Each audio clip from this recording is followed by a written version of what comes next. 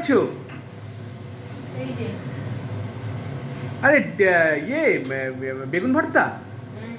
আরে বাবা, আমি তো ওই জন্য লাইভটা বন্ধ করেই চলে এলাম রান্নাঘরে দেখতে।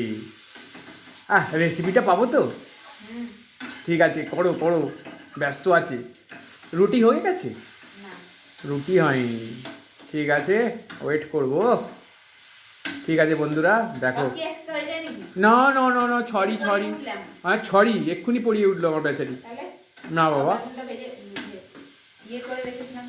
হ্যাঁ তাও বেগুনটা পুড়িয়ে রেখেছি বলে সব কিছু একসাথে পারে? তাই তো বলছি বন্ধুদের, ওর এখন পড়ানো শোনানো আর টাইম দিতে পারছে না। রিয়ারও তাই অবস্থা, রিয়া তো সব বন্ধ করে দিয়েছে। আজকে আমার দীপু এসছিল, বুঝেছো? আমার দীপান্বিতা এসছিল আজকে। ও পাঁপড় পোস্ত নিয়ে কি হয়েছে বলো তো, পাঁপড়গুলো ভেজে রেখেছে, এবার সব বাচ্চা আমার 3টে ভাগ্নি সব পাঁপড় খেয়ে নিয়েছে। বলছে দাদা আজকেও আমি পাঁপড় পোস্ত করতে পারলাম না। আমি কি, তুই তো ওগুলোকে, বাচ্চার সংসার, তুই তো ওগুলোকে আগে সরিয়ে রাখবি। ও যেমন বোকা, বলছে দাদা আজও হলো না। আমি যা, হ্যাঁ আমার এত ইয়ে লাগে না সত্যি। ঠিক আছে, হ্যাঁ আমি কুরিয়ার করে দেবো।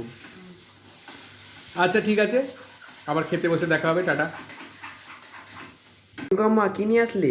এই যে তোর জন্য মোমো দিদি বানিয়েছে। দিদি বানিয়েছে ঘরে এত সুন্দর? তোর জন্য, হ্যাঁ তোর জন্য। বাহ, ওটা নিতে এসছো, আমাকে দিতে এসছো আমাকে? বাহ, দিদি হেভি মোমো বানিয়েছে দোকানের মতো একবারে। ঠিক আছে, বাই বাই, টাটা। এটা দেওয়া হচ্ছে, ছেলে স্যালুট করছে। বেগুন ভর্তা, মায়ের পায়েস, এখানে মেজবতী সকালে তরকারি দিয়েছিল, সব খাবো এখন। আবার মোমো দিয়েছে, মোমো সবই খাওয়া হয়ে গেল। তো ভাগাভাগি হবে এবার।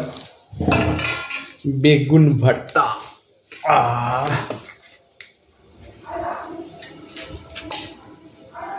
বলছে সকালে বোন বলছে বলছে দুপুরবেলা চিকেন করে মেলায় গেছি, এসে দেখি একটুও চিকেন নেই।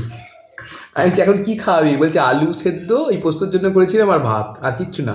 আমি বলছি কেন? তখন বলছে জানো দাদা, হাসি পায় না ওর কথা শুনলে আমার, সেই জন্য আমার বাচ্চা একদম টকটক টকটক করে কথা বলবে, আর কিছু বললেই বলে চুপ করো চুপ করো, তাই চুপ। ঠিক আছে বন্ধুরা, খেতে বসে পড়ি।